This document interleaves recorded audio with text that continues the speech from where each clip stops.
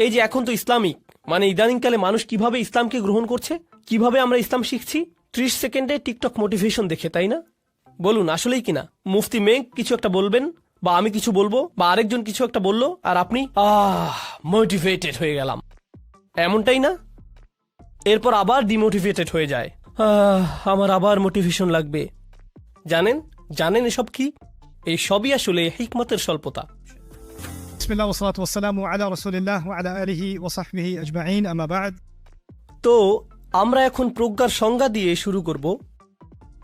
আগে বলে নেই, এটা ইসলামের শুরুর দিকে, প্রথম শতাব্দীতে, মানে বলতে পারেন শুরুর দিকে মুসলিমদের কখনো হয়তো বলতে দেখবেন না হিকমা শব্দের মানে এই।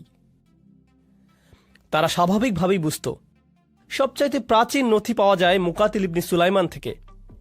তিনি 150 খ্রিস্টাব্দ বা 767 হিজরি সালে মারা যান, মানে অনেক আগে আর কি, প্রথম শতাব্দীর একটু পরেই। আর আছে আব্দুর রাজ্জাক আস-সানাআনী, মৃত্যু 211 সালে। তাহলে দেখতে পাচ্ছেন হিকমা শব্দের অর্থ কি তা একদম শুরুতে না, বরং একটু পরেই শুরু হয়েছিল, অন্তত সেটার লিখিত রূপ। তাহলে চলুন দেখি প্রথম দিককার লোকেরা হিকমা নিয়ে কি বলতেন। মুকাতিলের মন্তব্য, তার 4টি মত ছিল, আপনাদের অনুবাদ করে দেব আমি। আল ফাহমু ওয়াল ইলমু ওয়া ফি বা'দিল আসিয়াক ফাহমুল কুরআনিস সহিহ। তিনি বলছেন কোনো কিছু বোঝার সক্ষমতা, কোনো কিছু শেখার আর জানার সক্ষমতাই হলো হিকমা। তো তিনি আসলেই হিকমা ব্যাপারটি বলছেন। সহজ ভাষায় যদি বলতে যাই, তবে কোনো কিছু নিয়ে চিন্তা ভাবনা আর বোঝার সক্ষমতাই হলো হিকমা। আপনার মস্তিষ্কের ব্যবহার করা, কমন সেন্স, ঠিক এইসব করে জ্ঞান অর্জন, এটাকেই তিনি হিকমা বলছেন। হিকমা শব্দের দ্বিতীয় অর্থ হিসেবে তিনি বলছেন আর নবুয়াহ, নবুয়ত, কারণ কোরআন নবুয়ত বোঝাতেও হিকমা ব্যবহার করেছে। এরপর তিনি হিকমা শব্দটি ব্যবহার করতে গিয়ে বলেছেন যে কোরআনের কিছু স্থানে আল্লাহ পূর্ববর্তী কিতাব বোঝাতে হিকমা শব্দ ব্যবহার করেছেন। যেমন কোরআনে ইঞ্জিলকে হিকমা বলা হয়েছে। আল্লাহ দাউদ আলাইহিস সালামকে জাবুর দেওয়ার সময় বলেছেন তিনি তাকে হিকমা দিয়েছিলেন। শেষটি হল হিকমার আরেক অর্থ সুন্নাহ। এটা কিন্তু জরুরি। সুন্নাহ বলতে কি বোঝায় আপনাদের জিজ্ঞেস করছি। সুন্নাহ বলতে কি বোঝেন? হ্যাঁ, অনুশীলন, নবীজি সাল্লাল্লাহু আলাইহি সাল্লামের আদর্শিক অনুশীলন, যেমন নবীর অভ্যাস, নবীজির আচরণ, তার ধরন সাল্লাল্লাহু আলাইহি সাল্লাম, তার কথা, তার ইবাদত, তিনি যেভাবে ঘরে প্রবেশ করতেন, যেভাবে তিনি বসতেন, যেভাবে ধৌত করতেন ইত্যাদি সবকিছুকেই সুন্নাহ হিসেবে ধরা যায়, ঠিক? কিন্তু সুন্নাহ শব্দটি ইসলামের প্রাথমিক বছরগুলোতে, প্রথম শতাব্দীগুলোতে সুন্নাহ শব্দের 3টি অর্থ ছিল, এটির 3টি বুঝ ছিল, আর আপনারা সেগুলোর একটির সাথে পরিচিত। সেই একটি হলো নবীজি সাল্লাল্লাহু আলাইহি সাল্লামের আমল, এটা সুন্নতের একটি অর্থ। সুন্নতের আরেকটা অর্থ হলো খোদ ইসলাম, পুরো ধর্মটাই সুন্নাহ। এর সব নিয়ম নীতি সবকিছুকেই কি বলে? সুন্নাহ। মানে শুধু নবীজির আমলের মধ্যে সীমাবদ্ধ না, বরং পুরো দিনটিকেই আসলে সুন্নাহ হিসাবে বোঝা হতো। আইন বোঝাতেও এটার ব্যবহার ছিল। এই বুঝ অনুযায়ী সুন্নাহর সমার্থক শব্দ হলো আইন। তাই যখন মানুষজন, আচ্ছা মনে করুন প্রথম শতাব্দীতে কেউ যদি জিজ্ঞেস করে এই যে আপনি কি সুন্নাতে বিশ্বাস করেন, তখন এটার মানে আপনি এই বুঝাচ্ছেন না যে আপনি কি নবীজির আমলে বিশ্বাস করেন কিনা, বরং এর অর্থ হতে পারে আপনি ইসলামে বিশ্বাস করেন কিনা। সুন্নাহ বলতে এটাও বোঝাতে পারে। এরপর সুন্নাহ শব্দের তৃতীয় অর্থটি হলো বেশ মজার। কোরআনে আল্লাহ শব্দটিকে কিভাবে ব্যবহার করেন সেটা, অর্থাৎ সুন্নাহ মানে ইতিহাস জুড়ে আল্লাহ কিভাবে কর্ম সম্পাদন করেন। বিভিন্ন সমাজের ঐতিহ্য বোঝাতেও সুন্নাহ ব্যবহৃত হয়। তাহলে আরবদের সুন্নাহ, ফেরাউনদের সুন্নাহ, প্রাচীন গ্রিকদের সুন্নাহ, বুঝতে পারছেন? অমুক গোত্রের সুন্নাহ, অমুক বংশের সুন্নাহ, আরও আছে আল্লাহ তাআলার সুন্নাহ। এর মানে কি জানেন? আরবরা যেভাবে রান্না করে এটা তাদের সুন্নাহ, আফগানরা মাংস গ্রিল করা তাদের সুন্নাহ, ঠিক? আর আল্লাহ বিভিন্ন জাতির সাথে কি করেন সেটা আল্লাহর সুন্নাহ, ন্যায় বিচার হিসেবে সেটা আল্লাহর সুন্নাহ। তাহলে সুন্নাত শব্দটি শুধু নবীজি সাল্লাল্লাহু আলাইহি সাল্লাম বা শুধু ইসলামের ক্ষেত্রেই না, বরং ইতিহাস জুড়ে ব্যবহার হয়েছে। তাই যখন তিনি মানে মুকাতিল বলেন প্রাথমিক কয়েক শতাব্দীর মধ্যে যে এটাকে সুন্নাহ বলা যেতে পারে, তখন তিনি একে নবীজির আমল বোঝাতে পারেন আলাইহিস সালাতু ওয়াস সালাম, ইতিহাস থেকে শিক্ষা গ্রহণ হিসাবেও বোঝাতে পারেন, কিংবা বিভিন্ন জাতির সাথে আল্লাহ কি করলেন সেটা বোঝাতেও বলতে পারেন। এইসব নিয়ে চিন্তাভাবনা করলে প্রজ্ঞা অর্জন হবে। তাহলে তাদের কাছে প্রজ্ঞার সংজ্ঞা বেশ বিস্তৃত ছিল। অন্য যেই ব্যক্তিত্বের সাথে আপনার পরিচয় করিয়ে দিতে চাচ্ছিলাম তিনি হলেন আব্দুর রাজ্জাক আস-সানাআনী। তিনি আরও আগের লোকের উদ্ধৃতি দিচ্ছেন, যেমন কাতাদা। তিনি প্রথম শতাব্দীর কিছুকাল পরেই মৃত্যুবরণ করেছিলেন। তার দেয়া হিকমার সংজ্ঞা ছিল কোরআন আর কোরআনের গভীর বুঝ, ফিকহুল কোরআন। আরেক প্রাচীন মত হল যে আকলই হচ্ছে হিকমা, বুঝ জ্ঞানই হিকমা। ইন্টারেস্টিং বিষয়, নবুয়তের সাথে সম্পৃক্ত নয় এমন ভালো কথা যখন হয়, মানে প্রজ্ঞাপূর্ণ কথা, ঠিক জ্ঞানগর্ভ কথা, এগুলো ইসলাম থেকেও না, আবার ওহী থেকেও না, শুধু প্রজ্ঞাপূর্ণ কথা, সেগুলোও হিকমা হতে পারে। আর এছাড়া কাতাদা পরে আরেকটি মত দেন যে কোরআন সুন্নাহকে হিকমা বলার মানে হলো নবী সাল্লাল্লাহু আলাইহি সাল্লামের প্র্যাকটিস।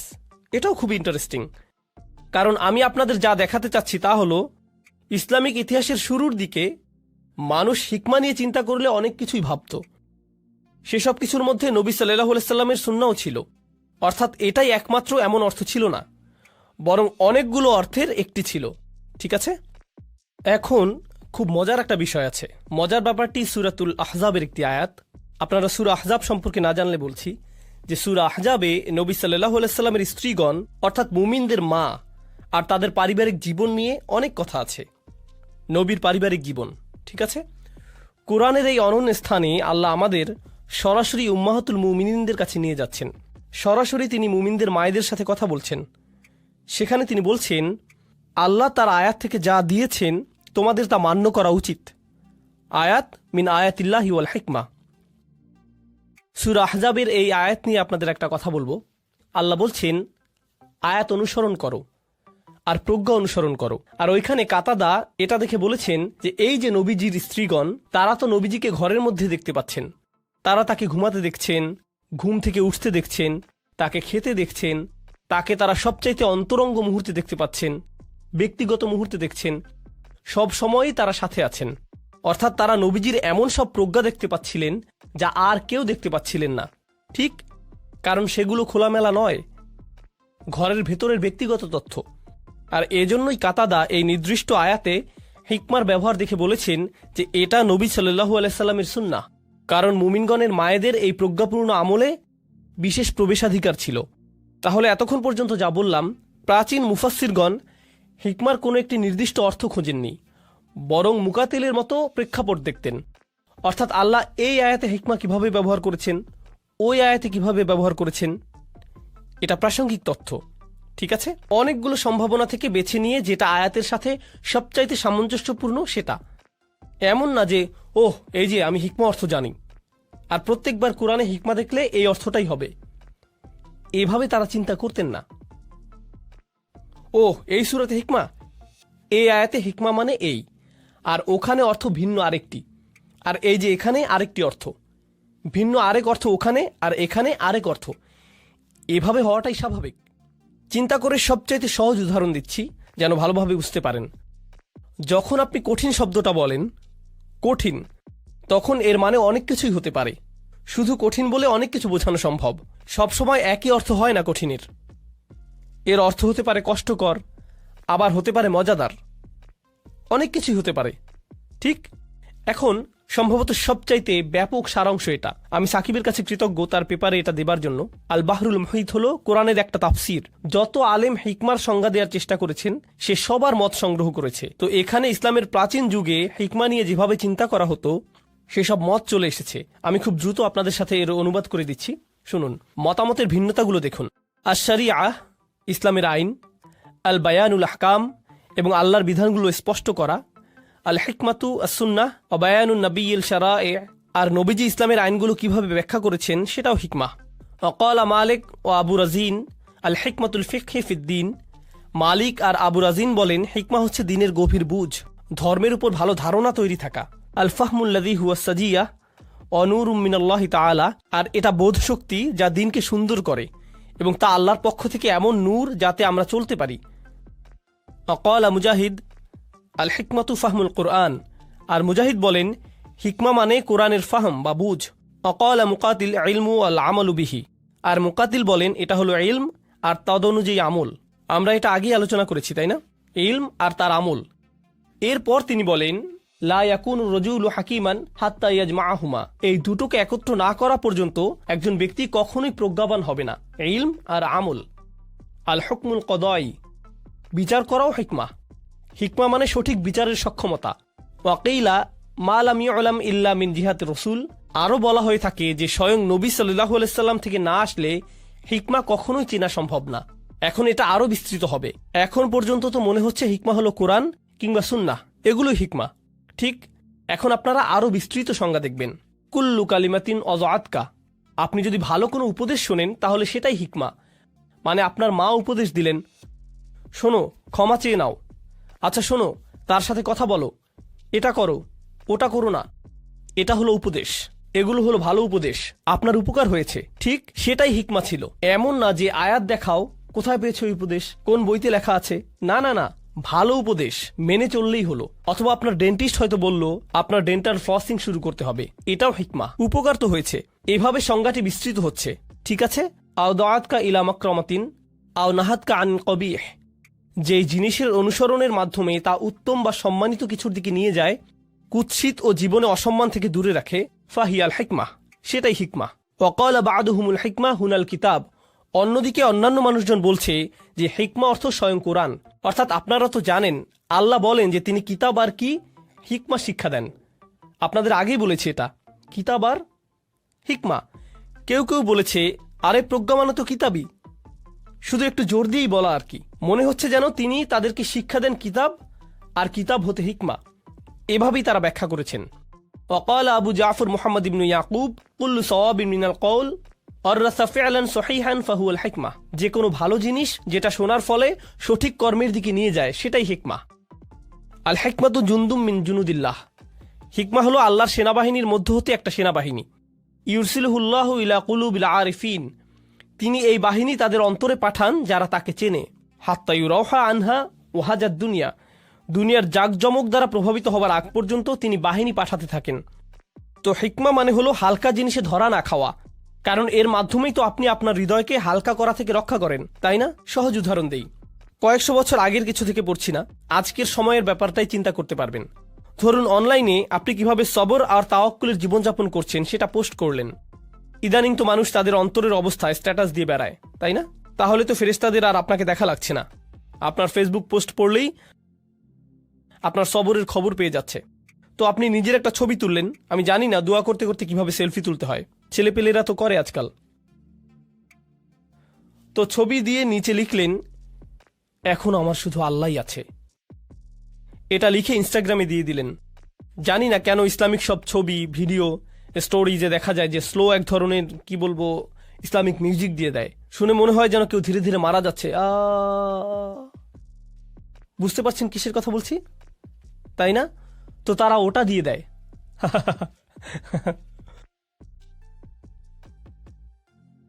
তো এখন যেহেতু আপলোড দিয়েছেনই, বলছেন যে শুধু আল্লাহর জন্যই দিয়েছেন। হ্যাঁ, আর এই আপলোডের কিছুক্ষণ পরপরই চেক করছেন কয়টা গোল গোল কাঁদো কাঁদো ইমোজি পেয়েছেন, কতগুলো হার্ট পেয়েছেন, কয়জন মাশাল্লাহ বলছে, কতগুলো ইত্যাদি ইত্যাদি। আপনার নিজের মূল্যের পুরো দৃষ্টিভঙ্গি এই আবছা আবছা জিনিসের উপর নির্ভর করছে। কয়টি কমেন্ট পেয়েছি, কতগুলো ভিউজ পেয়েছি, কতগুলো লাইক পেয়েছি, কতগুলো তোমার জন্য দোয়া করছি পেয়েছি। এখন যেন সবাই নিজেদের মনের অবস্থা সবাইকে বলে বেড়াতে চায়। এখানে বলছে হিকমা অর্থ হলো দুনিয়ার চাকচিক্যে যেন সবকিছু ভুলে না যান। আর এই দুনিয়ার সবচাইতে বড় চাকচিক্যের একটি হলো মূলত যুবকদের বেলায়, সেটা হলো তাদের বয়স হচ্ছে, অথচ তারা সোশ্যাল মিডিয়ার বাইরে যে পৃথিবী আছে সেটা যেন জানেই না। আর এই যে সামাজিক মাধ্যম, এটা কিন্তু অসাধারণ এক হাতিয়ার, খুবই অসাধারণ এক জিনিস, পুরো পৃথিবীতে বিপ্লব ঘটিয়ে দিচ্ছে। সমস্যা হলো অনেকেই নিজেদের ভার্চুয়াল অস্তিত্বের সাপেক্ষে নিজেকে মূল্য দেয়। আপনার নিজের সংজ্ঞা আপনার নিজের ফিল্টার ছবি থেকে আসছে, অনলাইনে মানুষ তা দেখে কি বলছে সেখান থেকে আসছে। আপনি কোনো কিছু পোস্ট না করলে, আপনি যে পিৎজা খাচ্ছেন সেটা টুকরো ছবি পোস্ট না করলে যেন পৃথিবীর কোনো কোনায় কেন যেন কান্না করবে, কি হলো এই পিৎজার। এভাবেই আপনার বিশ্বে অবদান রাখতে হবে। আর এই যে বিশ্বাস, আমার অস্তিত্ব জানান দিতে হবে, এই যে আবেগ, এটাই ইসলাম সম্পর্কে কিভাবে ভাবছেন সেটাই প্রভাব ফেলছে। এমন অবস্থা হয়েছে যেন আল্লাহর জন্যই আমাকে ইসলামিক ইনফ্লুয়েন্সার হতে হবে। আমার তো কিছুই বলার নেই, আমি কিছুই শিখিনি, কিন্তু আমার মনে হচ্ছে তোমাদের সবার আল্লাহকে মানা উচিত। ঠিক আছে, আল্লাহর জন্যই।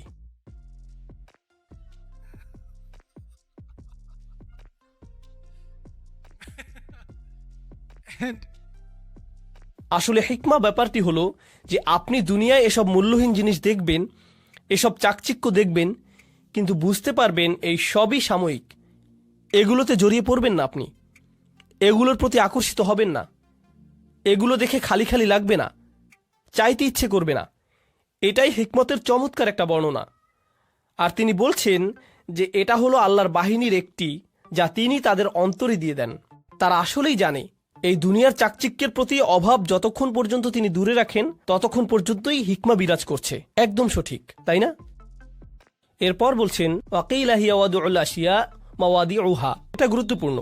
এর মানে হিকমা হলো যেই জিনিস যেখানে থাকার কথা সেখানেই রাখা, সঠিক স্থানে রাখা। ওয়াকিলা কুল্লু কওলিন ওয়াজাবা ফিআলুহু, যে কোনো কিছু, যে কোনো কথা, শব্দ, উপদেশ যেটাই করুন না কেন, ওয়াহাদিহিল আকওয়াল ফিল হিকমা কুল্লুহা মুতাকারিবাহ, এই সবগুলোই হিকমার সংজ্ঞা। তার মতে এই সবগুলোই কাছাকাছি। ওয়াজামিউ হাদিহিল আকওয়াল কওলান, কিন্তু এগুলো নিয়ে আপনি দুটো প্রধান কথা বানাতে পারেন, আল কুরআন ওয়াল আখিরুস সুন্নাহ, কোরআন এবং সুন্নাহ। লিআন্নাহাল মুবাইয়িনা লিমান বাহামা মিনাল কিতাব, কারণ এগুলোই অর্থাৎ এই যে সুন্নাহ, এটাই কিন্তু বিধানে আছে যা স্পষ্ট করে বুঝিয়ে দেয়। আল মুযহিরাতু লিউজুহিল আহকাম, আর তা আল্লাহর বিধানকে বুঝতে আমাদেরকে সাহায্য করে। এখন আমি পুরো বিষয়টার উপসংহার টেনে আনব।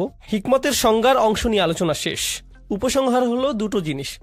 দুই ধরনের হিকমা আছে, যেই হিকমা আল্লাহর পক্ষ থেকে আসে আর যেই হিকমা আপনার ভেতর থেকে আসে।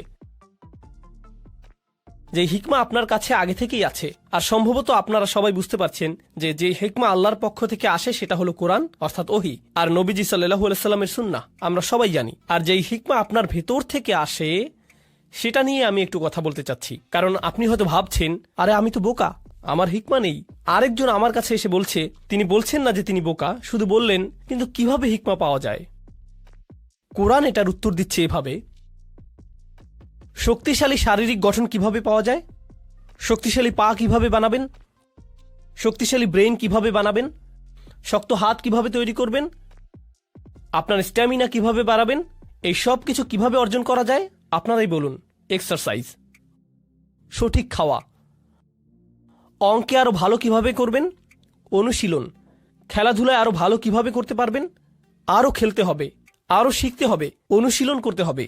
কিন্তু মজার কথা হলো আপনার পা কিন্তু আগে থেকেই আছে, শুধু যথেষ্ট শক্ত না এই আর কি, কিন্তু আছে তো। বেশি শক্তিশালী না এই যা, কিন্তু পা আছে।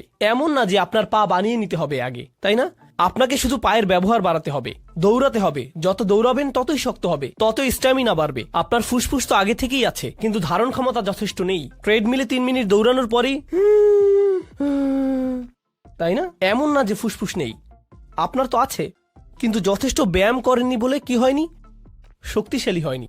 তাহলে কোরআনের যুক্তিটা হবে, আপনার মধ্যে ইতিমধ্যেই কিছু হিকমা আছে, কিন্তু সেটাকে কি করেননি, শক্তিশালী করেননি, সেটাকে সেভাবে ব্যবহার করেননি, অ্যাক্টিভেট করেননি, প্রয়োগ করেননি। আল্লাহ যা দেন সেটার যথাযথ ব্যবহার না করলে দুর্বল হয়ে যায়। আল্লাহ আমাকে চোখ দিয়েছেন, একটি চোখ টেপ মেরে বন্ধ করে রাখি 6 মাস, গ্যারান্টি দিয়ে বলতে পারি সেই চোখটি অন্ধ হয়ে যাবে। ব্যবহার না করলে হারাবেন।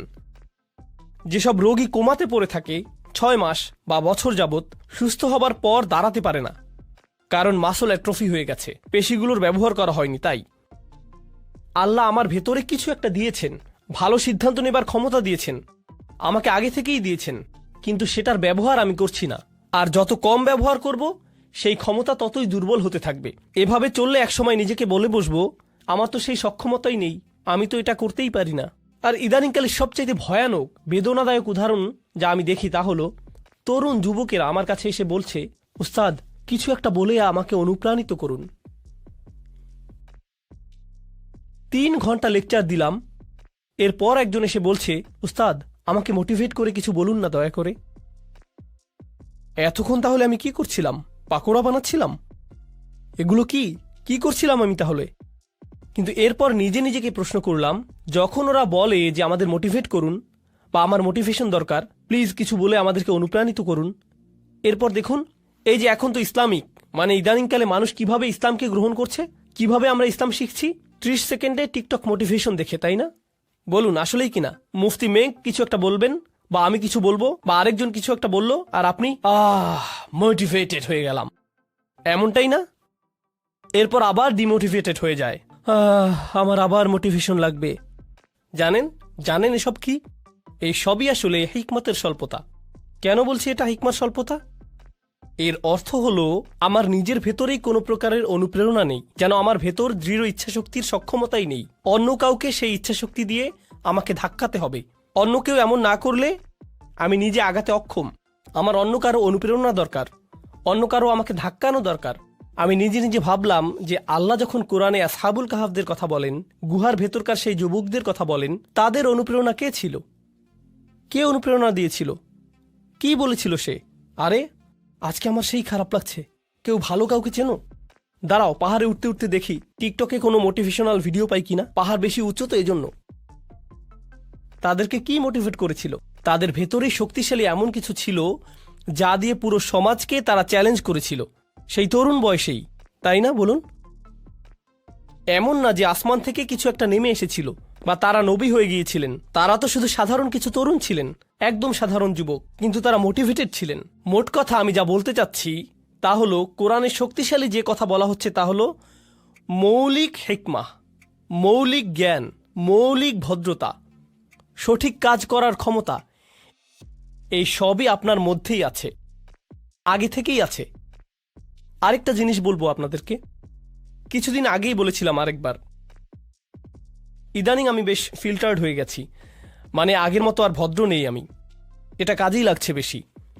এমন না যে আমি অভদ্র, মানে সরাসরি বলি আর কি। তো একজন তরুণী এলেন আমার কাছে, তখন জার্মানিতে ছিলাম। তো প্রোগ্রামের পর তিনি এসে বললেন, উস্তাদ, আমরা কেন নারী নেতৃত্ব নিয়ে কথা বলি না? নারীদের নেতৃত্বে থাকা উচিত, তাদেরও নেতৃত্বের অধিকার আছে, আমরা কেন এটা নিয়ে আলোচনা করি না? আমি তাকে বললাম, তুমি আমার মেয়ের বয়সী, তাই আমি তোমার সাথে আমার মেয়ের মতো করেই কথা বলবো, ঠিক আছে? সে বলল, হ্যাঁ ঠিক আছে। তখন আমি বললাম, তুমি নিশ্চিত তো কোনো সমস্যা নেই? আমি কিন্তু নিজের মেয়েকে যেভাবে বলি সেভাবে বলবো। সে বলল, হ্যাঁ বলুন। তো আমি বললাম, আচ্ছা, আমি পুরো পৃথিবীতে এমন মহিলাদের চিনি যারা নিজেরা নেতৃত্বে আছেন। আমি $multi-million কোম্পানি চালাই এমন মহিলাদেরও চিনি। 10,000 কর্মচারী আছে এমন মহিলাকেও চিনি। এমন মহিলাকেও চিনি যিনি বিশ্বজুড়ে শত হাজার মানুষের খাবারের ব্যবস্থা করেন। হাসপাতাল চালান এমন মহিলা চিনি। সরকারে আছেন এমন মহিলাদেরও চিনি। বিশ্বে এমন এমন মহিলাদের আমি চিনি। আর জানো তাদের সবার মধ্যে কমন বিষয়টি কি? তারা কখনোই নেতৃত্ব নিয়ে কথা বলেন না, শুধু কাজ করে যান। তো এখন এই উপদেশ সমস্ত পুরুষ মহিলাদের প্রতি, আপনি কিছু বলতে চান নাকি কিছু করতে চান? যত বেশি বলেন আপনাদের জন্য নেতৃত্ব কত গুরুত্বপূর্ণ, সেটা নিয়ে যদি শুধু কথা বলে যেতে থাকেন, তবে 10 বছর পরও এটা নিয়ে কথাই বলতে থাকবেন, যতক্ষণ না পর্যন্ত আপনি খুঁজে বের করে নিচ্ছেন যে কিসের নেতৃত্ব দিতে চান। অন্য কেউ এসে দরজা মেলে ধরবে আর আপনি হেঁটে চলে যাবেন, এমনটা ভাবলে হবে না। আপনার সামনে যদি পাহাড় থাকে, কোনো রাস্তা না থাকে, বেয়ে ওঠা শিখে নিন। এটাই হচ্ছে নেতৃত্ব, বাধা অতিক্রম করা। আপনার সামনে দেয়াল আছে কি নাই পাত্তা দেবেন না, হয় মাটি খুঁড়ুন নইলে বেয়ে উঠুন, এভাবেই এগুতে থাকেন। এই মানসিকতা যে কেউই সাহায্য করতে আসবে না, আপনার মধ্যেই সক্ষমতা আছে, আপনার মাঝেই আছে। তো আমাদের শক্তিমত্তার নতুন মানসিকতা তৈরি হবে। আচ্ছা, এই যে হিকমার ধারণা নিয়ে বলছিলাম, আপনাদের বলেছিলাম যে হিকমা এসেছে হুকুম থেকে, অর্থ হলো চোয়াল, মনে আছে? মানে কারো হিকমা আছে মানে তার প্রবল ইচ্ছা শক্তি আছে, তার ইচ্ছে শক্তিশালী। কোনো বিষয়ে সিদ্ধান্ত নিয়ে ফেললে সেটাই চূড়ান্ত। এখন কিভাবে হিকমার স্বল্পতা আমাদের ক্ষতি করছে, হারিয়ে দিয়েছে কিভাবে, সেটার একটা উদাহরণ দেই।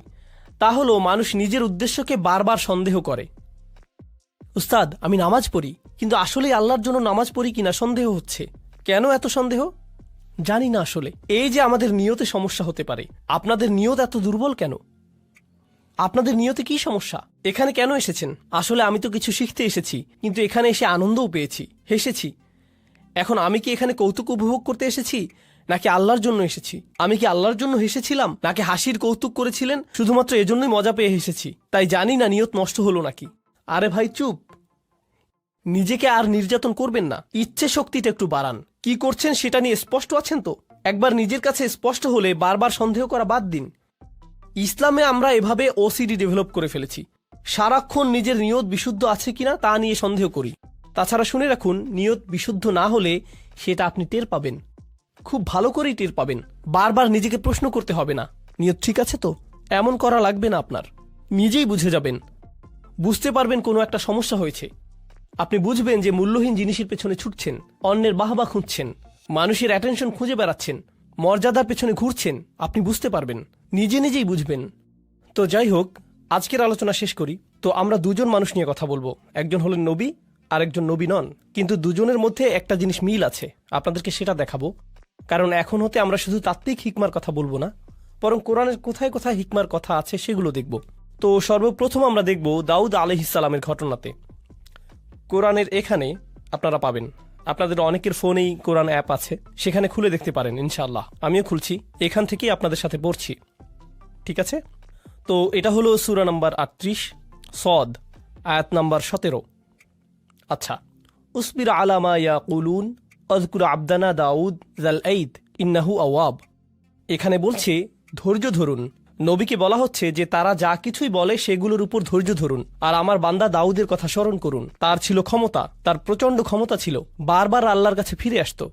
ইন্নাহু আওয়াব। ইন্না সাখখারনাল জিবালা মাআহু, আমি তার জন্য পাহাড় পর্বতসমূহকে বশীভূত করেছিলাম।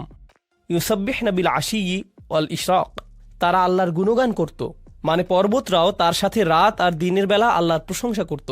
অত্তয়রা মাহশুরত, আর পাখিরাও তার চারপাশে ভিড় জমাত। কুল্লুল্লাহু আওয়াব, তারা বারবার তার কাছে ফিরে আসত। ওয়াশাদাদনা মুলকাহু, এই জায়গাটাতে আমাদের আলোচনার বিষয়বস্তু। আর আমি তাকে দিয়েছিলাম, তার রাজত্ব শক্তিশালী করেছিলাম। ও আতাইনাহুল হিকমা, আর তাকে দিয়েছিলাম হিকমত। যেহেতু আমাদের আলোচনাটাই হলো হিকমতের, তাই না?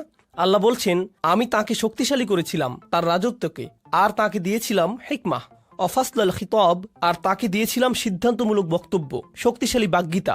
আচ্ছা, এখন যখন আল্লাহ বললেন যে তিনি তাকে হিকমা দিয়েছেন, তাই তিনি এখন তার ব্যাপারে একটা ঘটনা জানাবেন। পুরো ঘটনার বিস্তারিত আলোচনায় যাব না, সংক্ষেপে শুধু বলবো দাউদ আলাইহিসসালাম তার কক্ষে ছিলেন। আল্লাহ বলেন ওয়াহাল আতাকা নাবাউল খসম, আপনার কাছে বিবাদকারী লোকদের খবর এসেছে কি? ইজ তাসাওয়ারুল মিহরাব, দাউদ আলাইহিসসালাম ছিলেন রাজা, আর রাজারা তো থাকে রাজপ্রাসাদে, আর রাজার কক্ষ সাধারণত প্রাসাদের একদম উঁচুতে থাকে, নিরাপদ স্থানে। তো যেখানে নামাজ পড়ে, তো তিনি তার কক্ষে ইবাদত করছিলেন। মিহরাব হলো ঘরের সেই কোণার অংশ যেটা একটু আড়াল, যেখানে নামাজ পড়ে।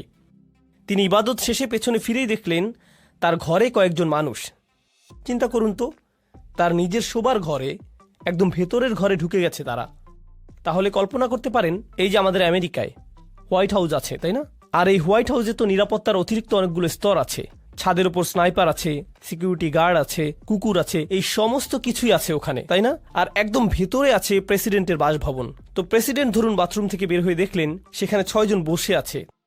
প্রেসিডেন্ট সাহেব, আমাদের একটা প্রশ্ন আছে, মানে কেউ যদি নিরাপত্তার এতগুলো স্তর পেরিয়ে আসে, তবে এটার মানে কি হবে? হত্যা করতে এসেছে, তাই না? মানে তো এটাই। কিভাবে তারা এতগুলো নিরাপত্তা স্তর পেরিয়ে একদম বেডরুমে এসে উপস্থিত হয়, বুঝতেই পারছেন। তো তিনি ফিরে দেখলেন এতগুলো মানুষ। ইদ দাখালু আলা দাউদ, তারা মিহরাবে দাউদের কাছে এলো। ফাফাজি আমিন হুম, তিনি তাদের দেখে ভয় পেয়েছিলেন, হতবাক হয়ে গিয়েছিলেন, কি হচ্ছে এখানে, তাই না? তাছাড়া দেখুন, দাউদ আলাইহিসসালাম কিন্তু শুধু রাজাই ছিলেন না, তিনি সামরিক নেতাও ছিলেন। আর সামরিক নেতাদের কিন্তু শত্রু থাকে, আর তাই তারা যদি তাদের ব্যক্তিগত স্থানে কাউকে দেখতে পায়, তবে বুঝে ফেলে যে এখানে হত্যার চেষ্টা হবে। তো তারা বলল লা তাখফ খসমানা বাগা বাদুনা আলা বাদ, আরে না না না, ভয় পাবেন না, আমাদের শুধু একটি সমস্যা হয়েছে, আমরা তো শুধু আপনার পরামর্শ চাই। কোরআনের ঘটনাগুলো ভালোভাবে বোঝার জন্যে আমি যা করি তা হলো নিজেকে সেই অবস্থায় কল্পনা করি। এজন্য আমি কল্পনা করলাম যে এই যে এখানের প্রোগ্রাম শেষ করে আমার হোটেলে ফিরে গেলাম, আমার হোটেল রুমের বাথরুমে গিয়ে ফ্রেশ হয়ে নিলাম, এরপর বের হয়ে দেখি সেখানে আপনাদের 8 জন বসে আছেন আমার বিছানায়। উস্তাদ, তখন আপনার সাথে কথা বলার সুযোগ পাইনি। আমার একজন কাজিন এই হোটেলে কাজ করে, তাই একটি প্রশ্ন আছে। আপনি এক ভিডিওতে বলেছিলেন, আরে আমি তো ওখানে ভয়েই ভূত হয়ে যাব।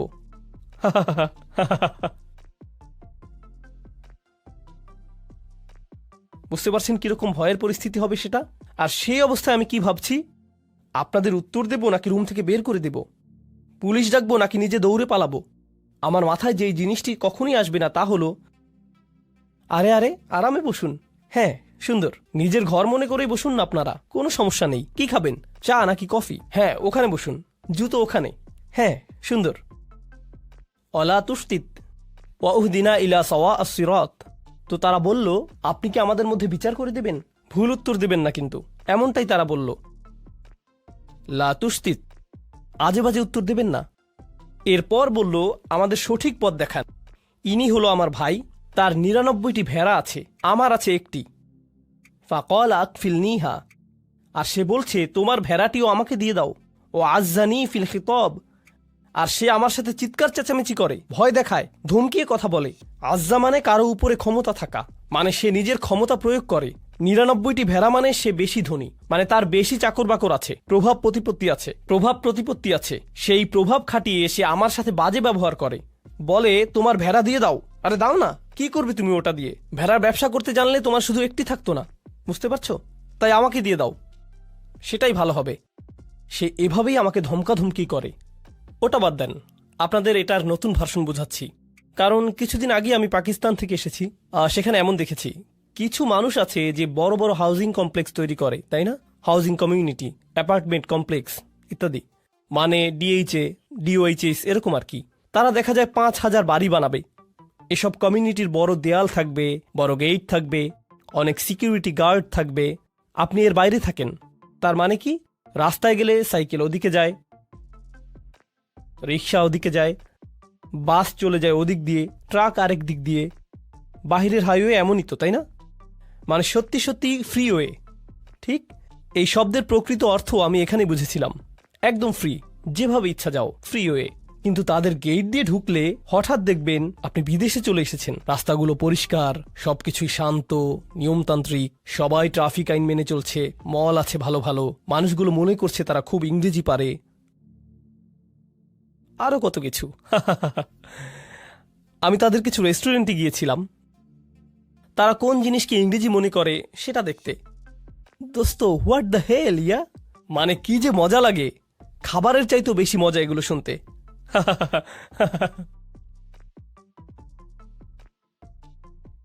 আচ্ছা, তো কোরআনে ফিরে যাই। তো তারা যা করে তা হলো এসব হাউজিং সোসাইটি বানায়, কিন্তু তার মধ্যখানে একজন থাকে খুবই পুরনো জীর্ণ শীর্ণ একটা বাসা নিয়ে। সে এটা বিক্রি করবেই না, তার জমি বিক্রি করার কোনো ইচ্ছেই নেই। তারা তখন কি করে জানেন? তার আশেপাশে সমস্ত জায়গায় বিল্ডিং তুলে দেয়, এমনকি ঘর থেকেও বেরোতে পারে না, কোনো রাস্তা নেই, কিছুই না, ঢুকতেও পারে না। তার একটাই পথ থাকে, বিক্রি করে দেয়া। কারণ তারা ওখানে পুরো জায়গা নিয়ে একটি শপিং মল বানাবে। মানে কিছু মানুষ থাকে খুবই ক্ষমতাধর, অনেক টাকা তাদের, আবার কেউ কেউ থাকে তাদের কিছু সম্পদ আছে তবে কোনো ক্ষমতা নেই। একজনের ৯৯টা আছে আর অন্যজনের কি একটি। যার ৯৯টা আছে সে একজনওয়ালার উপর খবরদারি করে। সেটা পাকিস্তানে হয়, আমেরিকাতেও হবে, অস্ট্রেলিয়াতে হয়, বাংলাদেশে, জার্মানিতে হয়, পুরো পৃথিবীতেই এমন হয়, ঠিক না? কখনো সরকারও জনগণের সাথে এমন করে, তাই না? বিজনেস পার্টনার অন্য বিজনেস পার্টনারের সাথে করে, বড় ব্যবসা প্রতিষ্ঠানগুলো ছোট প্রতিষ্ঠানের সাথে করে, সব সময়ই হয়। এখন দাউদ আলাইহিসসালামের কথাগুলো শুনুন, এরপর আসলে আমি কথায় আসছি। এখন দাউদ আলাইহিসসালামের কথাগুলো শুনুন, এরপর আসল কথায় আসছি। দাউদ আলাইহিসসালাম বলছেন, আমি শুধুমাত্র আমাদের আলোচনার সাথে সম্পর্কিত অংশটি বলছি। ওয়া ইন্না কাসীরাম মিনাল খুলাতা লা ইয়াবগি বা'দুহুম আলা বা'দ। মূলত ব্যবসায়ী সম্পর্কে জড়িত আছে এমন বহু সংখ্যক মানুষ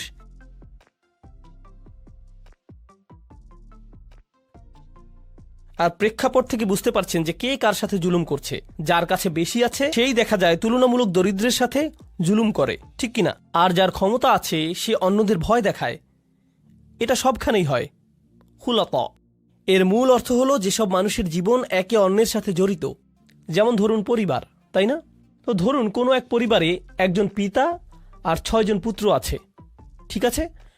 এক পুত্র অন্যদের চাইতে বেশি ধনী আর রাজনৈতিক কানেকশনও আছে, বাকি ভাইদের এমনটা নেই।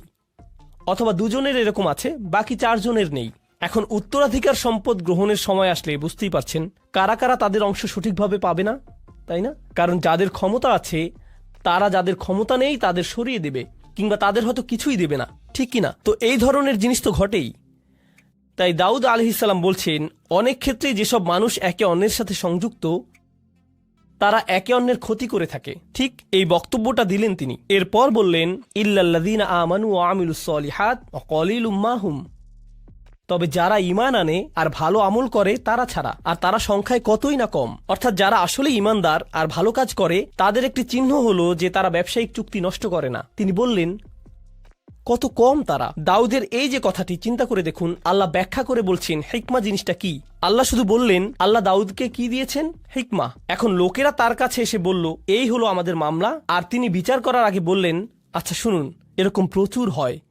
কিন্তু এটা যে প্রচুর হয় এই ধারণাটি দাউদ কোত্থেকে পেলেন? তিনি কি ওহী থেকে পেয়েছেন? কি মনে হয়? নাকি প্রচুর প্রচুর মামলা ঝামেলা থেকে অভিজ্ঞতা অর্জন করেছেন? তিনি প্রচুর সংখ্যক সমস্যা নিয়ে ডিল করেছেন। তিনি তো শাসক, বনি ইসরায়েলের সর্দার, তাদের নিয়েই তো তিনি থাকেন সারাক্ষণ। বহু বহু নজির দেখেন তিনি। আপনারা জানেন, আমার জীবনের সবচাইতে গভীর আর সূক্ষ্ম আলোচনা হয়েছে মিলিটারি জেনারেল, বিচারক আর আইনজীবীদের সাথেই। এসব লোক থেকে আপনি অনেক শিখতে পারবেন। যেমন তাদের জিজ্ঞেস করলাম, তো আপনি এই বেঞ্চে 50 বছর যাবৎ কাজ করে কি শিখেছেন? তারা বলেন, মাত্র 30 মিনিটের আলোচনায় তা আপনি শিখতে পারবেন না।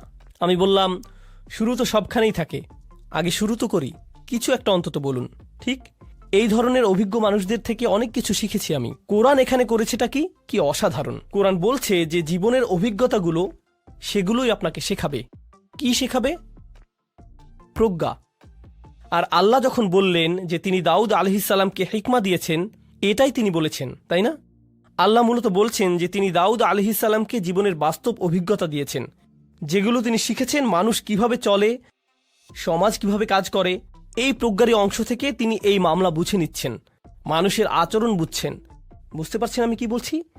হিকমার পক্ষে অসাধারণ একটা উদাহরণ কিন্তু এটা। এখন এর আগে আপনারা হয়তো ভাবতেন হিকমা এমন কিছু যা আল্লাহর কাছ থেকে আসে, হয়তো আধ্যাত্মিক কিছু একটা, মানে আপনি খুবই ইবাদত করলে হয়তো হিকমা চলে আসবে। এটাও কোরআনে আছে যদিও, এটা হিকমাতের আধ্যাত্মিক একটা অর্থ। কিন্তু এই আলোচনায় হিকমাতের ভিন্ন একটা স্তরের কথা এসেছে। মনে হয় যেন একেবারেই ধর্মনিরপেক্ষ একটা ব্যাপার, ধর্মের সাথে কোনো সংযোগই নেই যেন। কি এটা তাহলে? বিচারক হিসেবে তার কাজ, তিনি মানুষকে অনেক আজে বাজে কাজ করতে দেখেছেন, অনেক কিছু শিখেছেন, অনেক কিছু শিখিয়েছে এসব তাকে। আমার মতো কোরআনের একজন ছাত্রের জন্য এতে কি হয় জানেন? এতে কি হয়, যখন আমি কোরআনের ভেতর কোনো কিছু শিখছি, যেমন ধরুন এখন শিখছি তালাকের আয়াতটা, আগামীকাল আমরা তালাকের এই আয়াত নিয়ে কথা বলবো, কারণ এখানেও হিকমার প্রসঙ্গ এসেছে। সেটা বেশ মজার একটা আলোচনা হবে। তো যাই হোক, যদিও এরপরেই আমি চলে যাব। তো যাই হোক, কিন্তু এই বিষয়টা যে কারণে তুলেছি তা হলো, আপনি যখন তালাকের আয়াত দেখেন কিংবা যখন তালাকের কেসগুলো দেখেন, তালাক সম্পর্কিত বিচারকদের দেখেন যে তারা কি কি খেয়াল করেন, তাদেরকে বাস্তব জীবনের অবস্থাগুলো ভালোভাবে দেখতে হয়, সেখান থেকে শিখতে হয়। তাই যখন আমি তালাকের আয়াত পড়ি, তখন আমি সত্যি সত্যি একজন ডিভোর্স অ্যাটর্নির সাথে কথা বলি, ম্যারেজ কাউন্সিলরদের সাথে কথা বলি, মনোবিজ্ঞানীদের সাথে কথা বলি, তালাকের অভিজ্ঞতা আছে এমন লোকদের সাথেও কথা বলি। বুঝতে পারছেন? এর কারণ এই আয়াতগুলো বুঝতে যেই হিকমা প্রয়োজন সেটা তাদের আছে। কি ধরনের হিকমা আছে তাদের? জীবনের অভিজ্ঞতা। খোদ কোরআনেই দাউদ আলাইহিসসালামের মাধ্যমেই হিকমার এই ধরনকে স্বীকৃতি দেওয়া হয়েছে। দাউদ আলাইহিসসালামের হিকমা মূলত হলো জীবনের অভিজ্ঞতা। তো আমি যা বলছি তা হলো, কোরআন হিকমার সংজ্ঞায় বেশ বিস্তৃত পদ্ধতি নিয়েছে, আর আমরা এই সবগুলো উদাহরণ দেখব। হিকমার নতুন একটা দৃশ্য সম্পর্কে জানব। যেমন আপনাদের দাদা দাদিরা কিন্তু নিজেদের জীবনের অভিজ্ঞতা থেকে অনেক কিছুই শেখাতে পারেন। আমাদের সমাজের মুরব্বীরা তো হলেন হিকমার পুকুর, অথচ কেউ পাত্তা দিচ্ছে না। কি কি শিখলেন জীবন থেকে? এভাবে জিজ্ঞেস করে আমরা উপকার নিচ্ছি না তাদের থেকে। বিভিন্ন পেশার মানুষ আছেন যারা জীবন থেকে কত কিছু যে শিখেছেন, কত কিছুই না দেখেছেন। যেমন একটি হিকমতের কথা আপনাদের বলবো, যেটা আমার পক্ষে জানা অন্যভাবে সম্ভবই ছিল না। নেভির একজন জেনারেলের সাথে আমার একবার দেখা হয়েছিল। আমি বলবো না কোন নেভি, কিন্তু তাদের সাথে দেখা করেছি। সেই সময় আমি সূরাতুর রহমান নিয়ে গবেষণা করছিলাম। আর সূরা রহমানে আল্লাহ বলেন, মারাজাল বাহরাইনি ইয়ালতাকিয়ান বাইনাহুমা বারযাখুল লা ইয়াবগিয়ান, তাই না? তিনি দুটো সমুদ্রের কথা বলেছেন, যেই দুটো সমুদ্র মিলিত হয়। তার সাথে তিনি মুক্ত আর প্রবালের কথা বললেন। এরপর তিনি পাড়ি দেয়া জাহাজের কথা বললেন, লাহুল জাওয়ারিল মুনশাআতু ফিল বাহরিকাল আলাম। ঠিক এরপরেই তিনি বলেন, কুল্লু মান আলাইহা ফান, সবাই মারা যাবে, সবাইকে মরতে হবে। তো তিনি সাগর নিয়ে কথা বললেন, মৃত্যু নিয়ে কথা বললেন। আমি সবসময় ভাবতাম যে এখানে সাগর আর মৃত্যুর মধ্যে নিশ্চয়ই কোনো সংযোগ আছে। তাহলে যে সাগরেই জীবন পার করেছে তাকে জিজ্ঞেস করার চাইতে ভালো আর কি হবে। তাই আমি সেই জেনারেলকে জিজ্ঞেস করলাম, আপনি তো পুরোটা জীবন সাগরে পার করেছেন, এই আয়াত সম্পর্কে বলুন তো, এটা পড়লে আপনার কি মনে হয়? তিনি বললেন, শুনুন, যখন জাহাজ ডকইয়ার্ড ছেড়ে যায়, সেই নাবিক যখন জাহাজের ডেকে থাকে, তখন এমন একটা দিনও যায় না যে সে ঘুমোতে যাবার পূর্বে বা ঘুম থেকে উঠে প্রথমেই মৃত্যুর কথা মনে করে না। কারণ আপনি হয়তো ভাবছেন আশেপাশে পানি, কিন্তু সে সারাক্ষণই মৃত্যুই দেখতে পাচ্ছে। যে কোনো সময় সুনামি আসতে পারে, জাহাজ নষ্ট হতে পারে, কোনো কিছু আক্রমণ করতে পারে, কিছু একটা হয়ে নিচে ফুটো হয়ে যেতে পারে, মানে যে কোনো কিছুই হতে পারে। ঠিক তো তারা সারাক্ষণই মৃত্যুকেই যেন দেখছে। যে লোক তার জীবন সাগরে পার করে দিয়েছে, তার কাছ থেকে এই প্রজ্ঞা না পেলে আমি কিন্তু কখনোই সাগর আর মৃত্যুর মাঝে এই যে অসাধারণ সূক্ষ্ম সম্পর্ক, সেটা ধারণাই করতে পারতাম না। তারাই কিন্তু একদম নিজের অভিজ্ঞতা থেকে বুঝিয়ে দিতে পারবেন ওর মধ্যে সম্পর্কের কথা। এই গুরুত্বপূর্ণ জিনিসটাই আমি চাচ্ছিলাম আজকে আপনাদেরকে বোঝাতে। এই যে হিকমা আর জীবনের অভিজ্ঞতার মাঝে সম্পর্কটি, এটা কিন্তু কোরআনেই আছে। পরের ঘটনাটি হয়তো বলার সময়ই পাবো না আজকে। আচ্ছা, তবুও একদম সংক্ষেপে বলি। এই দ্বিতীয় ঘটনাটি হলো আধ্যাত্মিক প্রজ্ঞা সম্পর্কিত, জীবনের অভিজ্ঞতা প্রসূত প্রজ্ঞা নয়। কি সম্পর্কিত? আধ্যাত্মিক হিকমা। তা কোরআন থেকে নয়, ওহী থেকে নয়, নবুয়ত থেকেও নয়, বরং সেটা আসছে লুকমানের উদাহরণ থেকে। আল্লাহ লুকমানকে হিকমা দিয়েছিলেন, কিন্তু সেই হিকমা কি ছিল?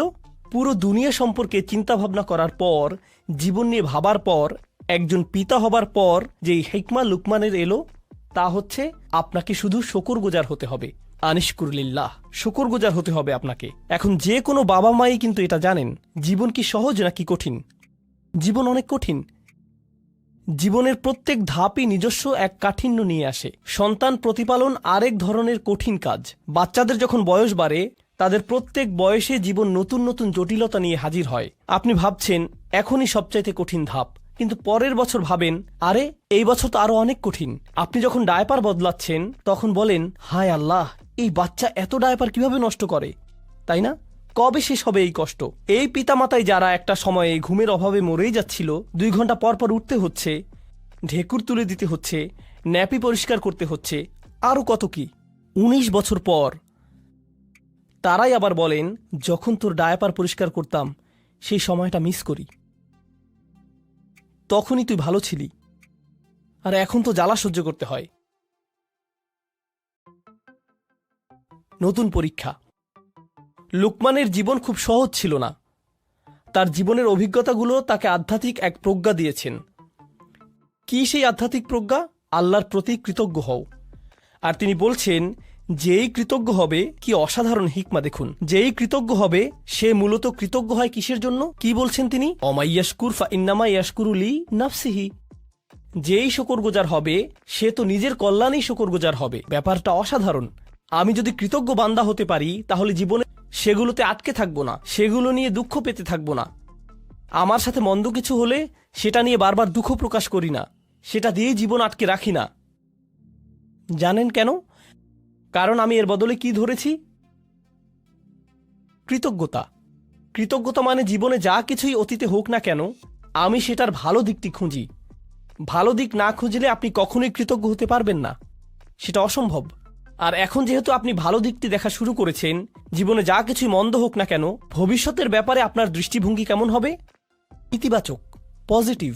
কিন্তু নিজের জীবনের অতীতে ফিরে তাকালে, পেছনে ফিরে তাকালে যদি কখনো ভাবেন কত ভয়ানক ঘটনা ঘটেছে, কত কষ্ট পেয়েছেন, অনেক কঠিন ছিল ঠিকই, কিন্তু যদি সেটা নিয়েই পড়ে থাকেন, তাহলে কি ধরনের মানসিকতা গড়ে উঠবে? আমার সাথে এত খারাপ হলো, আর তো জীবনে কখনোই ভালো কিছু হবে না। আমার সাথে শুধু খারাপই হয়। সারাক্ষণ আমি বিপদে পড়তে থাকি। শুধু আমার সাথেই কেন এমন হয়? মনোভাব এভাবেই বদলে যায়। কারণ শকর নেই যে। কারণ যদি আপনার মাঝে শকর থাকতো, তবে কৃতজ্ঞতা বোধও থাকতো। শকরগুজারি সবার আগে নিজের উপকার করে। অমা ইয়াশকুর ফা ইন্নামা ইয়াশকুরু লিনাফসিহি। কি অসাধারণ একটি হিকমত বলুন। এটা কিন্তু হচ্ছে আধ্যাত্মিক প্রজ্ঞা। এমনকি আমি তো বলবো এটা এক ধরনের মনস্তাত্ত্বিক প্রজ্ঞা। জানেন, আমেরিকাতে মানুষ ঘন্টায় $350 দিয়ে সাইকোলজিস্টের কাছে কি শুনতে যায়? আপনার কিছু পজিটিভ সাইকোলজি লাগবে। আমি কি শুধু সূরাতুল লুকমান পড়তে পারতাম না? আরে এমন করলে তো আমার অনেক টাকাও বাঁচত, আবার অনেক সোয়াবও পেতাম, তাই না? আর তাই হিকমার এই প্রথম অংশটি হলো আমার অভিজ্ঞতা নিয়ে কিভাবে চিন্তা করব আর আল্লাহ সম্পর্কে কিভাবে ভাবব। হিকমার দ্বিতীয় অংশে চলে যাই তাড়াতাড়ি। এরপর আজকের সেশন শেষ। আজকের এটাই শেষ বিষয়। লোকমান রাদিয়াল্লাহু আনহু তার ছেলেদের বললেন, কোনো পাপ কাজই ছোট নয়, এমনকি সবচাইতে ছোট কাজও আল্লাহ বের করে আনবেন। কোনো পাপ কাজই ছোট নয়। আমি যেই মূল বিষয়টি বলতে চাচ্ছি তা হলো যে কোনো পাপ কাজই কি নয়, ছোট নয়, এমনকি মাইক্রোস্কোপিক লেভেলের কাজও নয়, এমনকি পাথরের ভেতরে থাকলেও আল্লাহ বের করে আনবেন। ইয়াতি বিহাল্লাহ, আল্লাহ খুবই সূক্ষ্ম, আল্লাহ খুবই সুনির্দিষ্টভাবে করেন। আপনার পাপ কাজকে কখনোই ছোট করে দেখবেন না। আর তাছাড়াও আরও যোগ করি, এর বিপরীতে আপনার কিসের ক্ষমতাকেও ছোট করে দেখবেন না? ভালো কাজের। এমন ভাববেন না যে আরে এসব করে কী বা হবে, ইনফ্লুয়েন্সার তো আর হতে পারলাম না, লাখ লাখ ভিউ তো আর পেলাম না। বুঝতে পারছেন? এই আয়াতগুলো নিজেই পড়াশোনা করে দেখুন না, এখানকার আয়াতগুলো দেখলেই বুঝবেন। তিনি তার ছেলেদেরকে বলছেন, অন্যদের দিকে বাজেভাবে তাকাবে না, বিনয়ের সাথে চলাফেরা করো। তার পুত্রদেরকে বলছেন যে কোথাও যাবার সময়ে উদ্দেশ্য নিয়ে যেন যায়, উদ্দেশ্যহীন চলাফেরা যেন না হয়। অক্সিদ ফি মাশিক। আর তিনি তার ছেলেকে আওয়াজ নিচু করতে বলছেন, তার ক্রোধ নিয়ন্ত্রণ করতে শেখাচ্ছেন, ভদ্রতা শেখাচ্ছেন, তাই না? জীবনের উদ্দেশ্য শেখাচ্ছেন। সে ঘর থেকে বের হবার সময় যেন তার আসল উদ্দেশ্য থাকে, জীবন যেন অর্থবহ ও উদ্দেশ্যপূর্ণ হয়। এসব জিনিসের বেশিরভাগই তিনি তাকে নিজের চেহারার ভাবভঙ্গিও নিয়ন্ত্রণ করতে বলছেন। লা তুসঈর খদ্দাকা লিন্নাস, মানুষের দিকে গাল ফুলিয়ে তাকাবে না, মানুষের চেহারায় বিকৃত করবে না। বেশিরভাগ মানুষ কি মনে করে, এগুলো ছোট ব্যাপার নাকি বড় ব্যাপার? ছোট বিষয় মনে করে।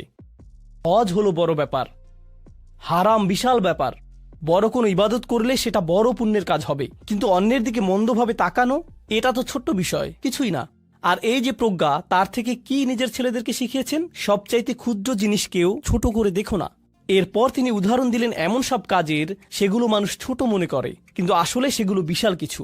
আল্লাহর চোখে সেগুলোও মূল্যবান। আপনি কিভাবে কথা বলেন, কিভাবে চলেন ফেরেন, আপনার মুখভঙ্গি কেমন, নিজের গলার স্বর কিভাবে ব্যবহার করেন, কি ভাষায় কথা বলেন সবার সাথে। ইন্না আনকারাল আসওয়াতি লাসাউতুল হামির। তিনি এই প্রজ্ঞা, এই আধ্যাত্মিক হেকমা শিখেছেন কিভাবে? কোনো ওহী থেকে কিন্তু তিনি এই হেকমা শিখেননি। এছাড়া মজার বিষয় হলো, অনেক মানুষ দেখবেন আপনারা, যারা নিজেরা মুসলিম না হলেও লোকমানের উপদেশ মেনে চলে। তারা অন্যদের সাথে সদয় ভদ্র ব্যবহার করে, তারা উদ্দেশ্যপূর্ণ, তাই না? অন্যদের ছোট করে দেখেন না, তারা অন্য কারো উপর গলার স্বর উঁচু করে না। তাদের সব গুণ আছে। এই গুণগুলো তারা কোত্থেকে পেয়েছে? মাঝে মাঝে হয়তো মনে হয় এদের তো ইমানই নেই, তবুও কিভাবে ইসলামিক মূল্যবোধ পেল তারা? কারণ হলো হিকমাহ।